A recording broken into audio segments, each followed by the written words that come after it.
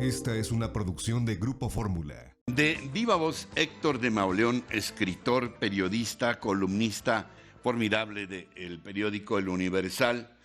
Te aprecio de verdad grandemente que puedas estar con nosotros esta mañana, Héctor, porque siempre te estamos leyendo en tus columnas y creo que estás continuamente dando cátedra, no solo de el conocimiento que tienes sobre estas temáticas de violencia y de criminalidad, sino también literarias. Te aprecio mucho que puedas estar con nosotros, Héctor. Buen día.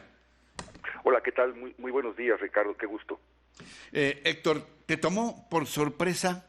¿Crees que tomó por sorpresa al gobierno de la ciudad? ¿Crees que tomó por sorpresa al gobierno federal este atentado contra Omar García Harfuch? No, pues todo indica que no. Indica que desde hace varios días habían interceptado en el Centro Nacional de Inteligencia una comunicación, una conversación entre miembros relevantes del Cártel Jalisco Nueva Generación, en donde se hablaba de un atentado de alto impacto y se mencionaban los nombres de 4 altos funcionarios. Entonces, confirmó incluso el presidente López Obrador que habían tenido conocimiento de esto, y lo mismo en su conferencia de prensa del viernes el secretario Durazo. Sí, ¿qué significa esto?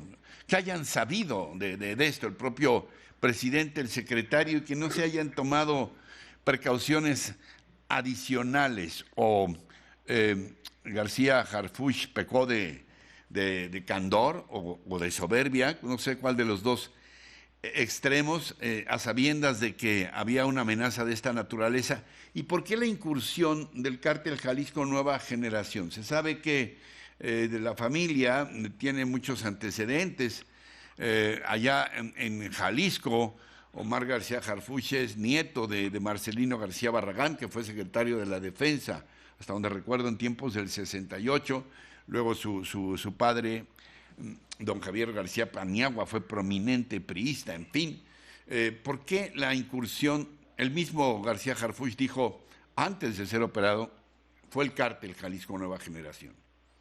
Sí, yo creo que tenía que ver con la certeza de que de esta comunicación, el hecho de que le dieron algún grado de importancia debido a la relevancia de los personajes que estaban hablando del atentado, pero también es cierto que desde que él estaba en la Agencia de Investigación Criminal le dio golpes muy importantes al Cártel Jalisco en Vallarta, porque todo esto se planeó en Puerto Vallarta y la mayor parte de los sicarios detenidos venían de allá. Incluso el operador del grupo, este sujeto apodado La Vaca, es un operador del Cártel Jalisco allá en Vallarta.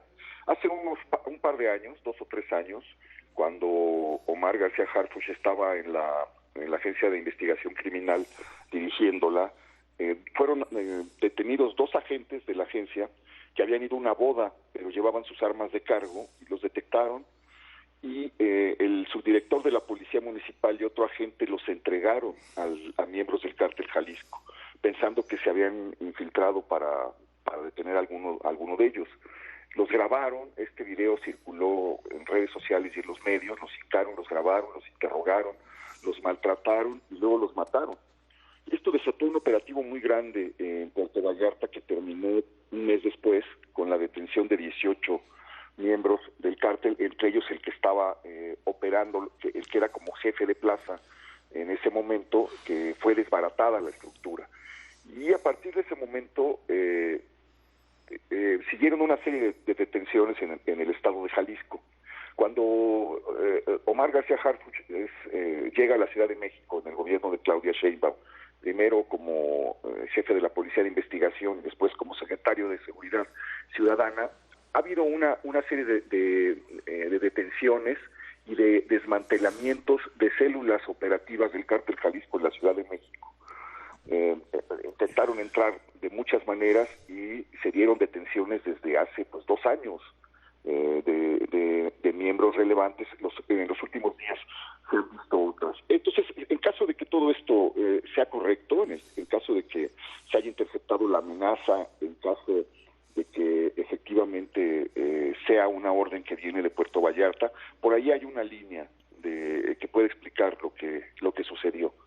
Pero por el otro hay otro relato que es un poco más amplio, que tiene que ver con la extradición del hijo del Mencho. El hijo del Mencho fue el que es el líder del cártel Jalisco, fue extraditado a finales de febrero. Sí.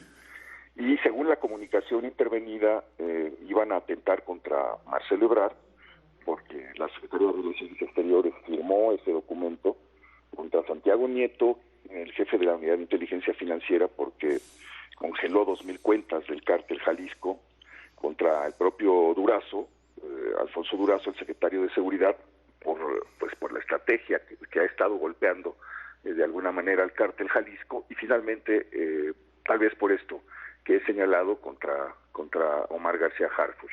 Entonces, eso es un poco lo que se alcanza a leer.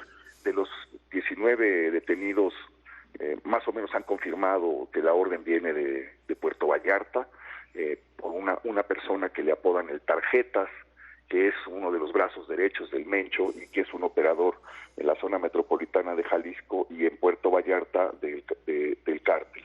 Eso es lo que está a la vista unos días después de esto. Por otro lado, sí, parece que le invirtieron mucho dinero a este operativo, que fue un operativo muy costoso, por el tipo de vehículos blindados que llevaron, por el tipo de armamento, que era un armamento completamente nuevo y de alto poder, etcétera, el traslado de las personas, la renta de las casas, de los lugares donde los escondieron. sí. Entonces se habla de algo que se fue preparando, y efectivamente creo que el gobierno estaba advertido de que esto se estaba gestando. Hasta donde entiendo, se reforzó de alguna manera la seguridad del secretario de Seguridad Ciudadana de la Ciudad de México, pero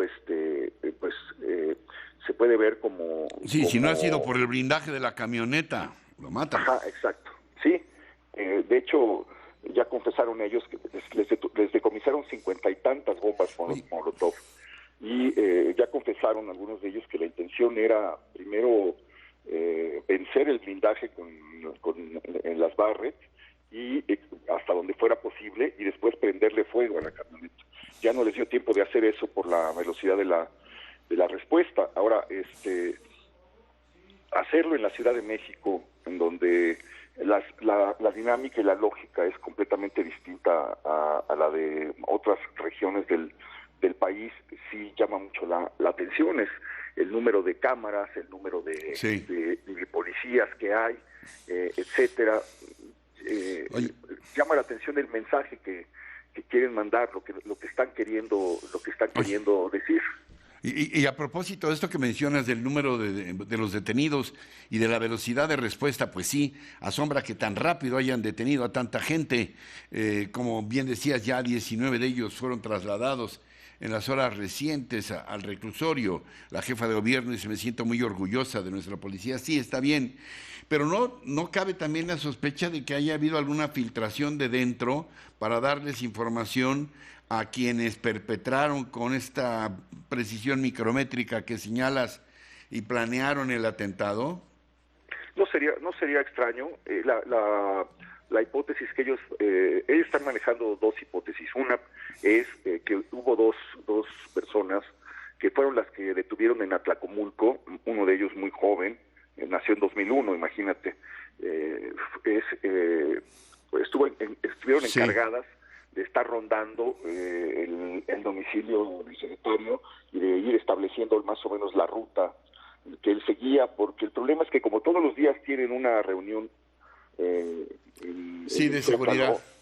De seguridad, pues más o menos todos los días sale a las mismas horas, y eso se tendría que contemplar, pues utiliza la misma ruta, que es el Paseo de la Reforma hasta Avenida Juárez.